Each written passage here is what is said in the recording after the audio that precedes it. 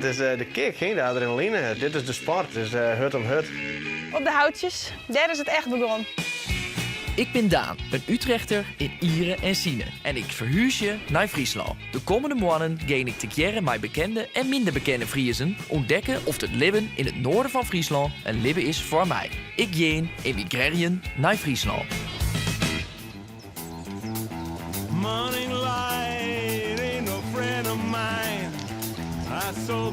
De Friesen binnen een sportief volk. Een volk met zijn eigen sporten. Het scootjesielen, keetsen en vieljeppen ken ik als westerling van de televisie. Maar een minder bekende Frieske sport is gersbaanracen.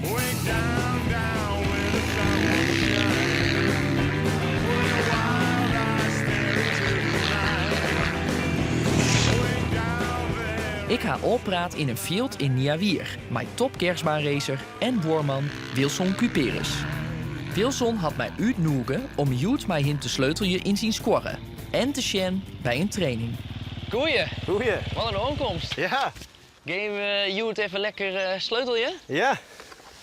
Mooi zo. En dit is die trainingsgebied? Ja, af en toe. Wat laai ik in. En wat is dat nou correct, die sport van die? Eigenlijk een soort van shorttrack was ik met reetrieden huis. Maar dan op motorfietsen en dan op het gers of op sintel of op modder. Zo, maar dat gaat wel heel vlug. Ja. En hoe vlug gist er nou? Ja, ongeveer 100 km per uur op topsnelheid. Ja. Goh. En hoe voelt dat nou om hier zo te rieden? Ja, geweldig. Ik heb de adrenaline kick was Christ. Gewoon planga's een bocht inrijden, planga's terug te stikken op. Dat is gewoon een hele kick is. Dat vind ik gewoon geweldig. Als het gas hier door, dan was hij beet houden en dan wist het hoe het komt. En dan van de bocht en was de weg heel hut in. Dat is gewoon geweldig dat die motor van alles doet. En dat zo die hele motor onder controle haast. En hoe meer ze onder controle haast, hoe sneller als geen kist. Kan ik me wel voorstellen, ja. Ja, dat is echt, daar doet het wel voor. Ja. Die kriebel. Zo, op naar de squarren. Als het oersport in Friesland haast, dan is het net om het reetrieden hinnen. Overal in het landschap binnen sporen van het reetrieden te vinden. Liek als de reetriedbaan in Hiem. Een plak dat een soort budget had voor wereldkampioen Marijke Groenewoud. Goeie Marijke. Hey, Marijke. Daan. Ja, wat fijn dat je tijd voor me had. Ja, zeker. Ja, daar moeten ze emigreren, jij denkt. Dus dan daar Ja. maak je tijd voor. Ja, dankjewel. En waarom hebben we hier op dit plak al praat? Nou, vroeger had er nog wel eens ijs op een veert leiden. Dan ging ik maar met mijn ouders hier te rieden. Dus nou, dit is eigenlijk de ijsbaan die het dichtst bij ons huis leidt. Oké.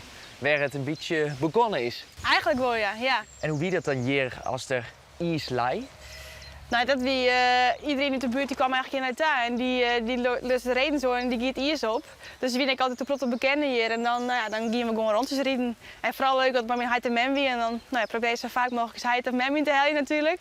Nou, en dan na het hier mochten we de kantine in. En dan waren we poeien melken. Maar hoe was het of weet ik het wat ze er nou helemaal net hier in.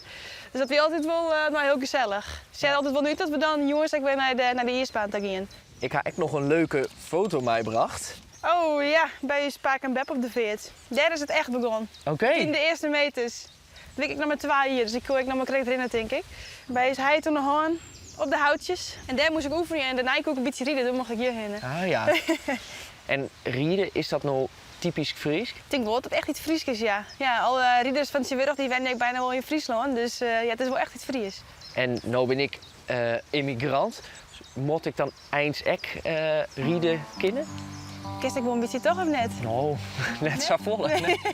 Nou, het hoeft net per se natuurlijk, maar als er eerst op een sleten leidt, dan gaat heel Friesland denk ik bijna wel te rieden. Dus dan, dan kies het mooi over niet, denk ik.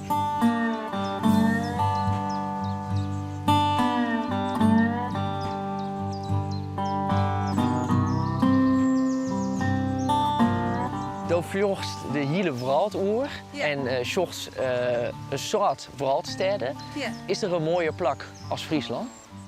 Dat auto ga ik er net mee maken. Nee, ja, sinds vorig jaar in China, Beijing, is een hele grote stad. Ik denk dat bijna die groot is heel Friesland. Nou, dan ben ik altijd blij dat ik weer rondkom in Friesland. Gewoon op de vrijheid en nou ja, het is, daar zit alleen maar in de file van mijn gevoel, bijna in de flat. Nou, dan zitten we hier mooi op de ruimte, dus ja, dan denk ik, dan ben ik blij dat ik weer in Friesland ben. Wat is nou nog die grootste droom? Nou, mijn grootste droom is nog steeds die Elfstedentocht. Dat is echt wel, nou ja, als die ooit komt, wil ik die heel graag winnen. Dat is natuurlijk heel moeilijk hier, maar dat is wel echt mijn grootste droom, ja. En als het komt, dan bist u daar. Ja, zelfs als het tijdens de Olympische Spelen nog wezen, dan kom ik weer waarom voor de Elfstedentocht.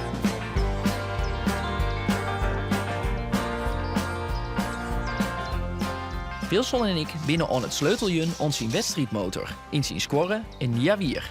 Dat is wichtig voor de Gersma racer in het taarrieding op de wedstrijden die het komen. Vindt sleutelje nou echt zo leuk als motorrijden? Ja, dit heb ik zeker geweldig natuurlijk. Als lietse jongen woon je altijd sleutelen. En het is een hobby, hier weer te begaan als hobby. En of het werk ben ik al aan het sleutelen. En dat is gewoon geweldig. En dan eigenlijk een droomje die uitkomt. Ja? En dat wil je graag, ja. Hoe is de liefde ontstaan voor de motorsport? Toen ik hier als 12 weer, toen heb ik voor het eerst een brommer gekregen. Van een man in het dorp. Van toen heb ik eigenlijk verkocht. Toen hebben we weer een brommer gekocht. En weer rijden. Een bultmetersmeidje. En ze gingen elke week eigenlijk terug. En dan worden we weer sneller en groter en maler. En nou ja, daar is het een beetje begonnen. Ja. Op brommertjes. Maar door wie tolven en dan rieden ze al op de brommer. Ja, op een stuk weilon. Dat een squalle dingen wie. En een skier binnen het weilon. Dan gingen wij een blokje om te rijden op de brommers. Zo snel mogelijk tanken. En dan nou een boy jongen en ik ging dan te krassen op het weilon. Zo snel mogelijk. Ja, en dan wie dat ook al mais sleutelje? Ja, ik heb we vernielen alles. Alles ging stikken. En als we aan het rijden winnen, dan elke keer gebeurde wel wat. Dan moesten we weer sneller en dan gingen we weer hockey. Gingen we sleutelen. Wat wist je voor een jonkje? Ja, altijd gek. Altijd driest. Het kon nooit gek genoeg. En op een brommertje ging dan moest je altijd sneller. Op een motor heen moest er weer sneller. Op een auto heen moest ik sneller. Het moest altijd maler. En ja, dat had dus wel 4 gebracht. Letter had zo een motor gekocht. Ja, later heen weer aardig iets van de brommers raar. Ik ging net snel genoeg meer. Dan heb ik van mijn laatste spaargeld heel genoeg werken op een motor te kopen. En nou, dat er best wel veel geld van is. En je ziet het, we hebben hartstikke gerustskop.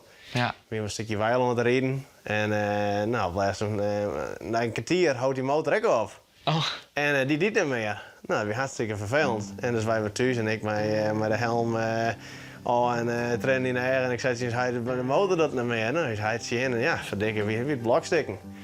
Ja, toen zei hij van nou, door wat oors, dan bouwen we zelf een motor die net stikken kan. Dus dan hebben we een diekmotor opgekocht. Die hebben we ombouwd. Die hebben we in het frame maken. En zo winnen we elke keer onder de wanden. En dan hebben we een hele unieke motor. En die motor had eigenlijk de regent worden van. En dan ried ik maar de eerste wedstrijden mee. En nou, toen ried ik verbazingwekkend goed op die motor. En ja, zo ben ik eigenlijk een beetje gegroeid. Oh man, give me endless time. Never let these ties sever. Breaking bottles in the yard. Never steal my mind again. Maar het is echt gevaarlijk. Door best correct uit het ziekenhuis. Klopt. Waarom is dat? Je probeerde wel eens wat. En nou, we gingen een hele aparte lijn proberen we boeten om. En de baan weer heel verredelijk. En toen kwamen we de bocht uit. En de motor schoot eigenlijk onder me bij. En ze kwam ik om een oor heen. En we klapten het hier dus vanaf. Ze rieden er nog weer in ons heen. En die rieden om mijn bovenbeen heen. Toen nou, dan ben ik al 4 minuten terug naar de ambulance. In het ziekenhuis. Achteraf alles goed.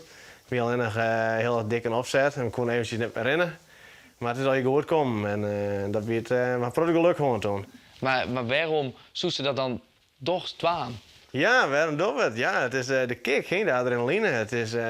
Dit is de sport. Het is shorttrack, gewoon racen, maar met de schoudertje om grond. Het is hut om hut. En dat maakt het zo'n mooie sport. En dat moet je lezen en dat moet je mooi vinden.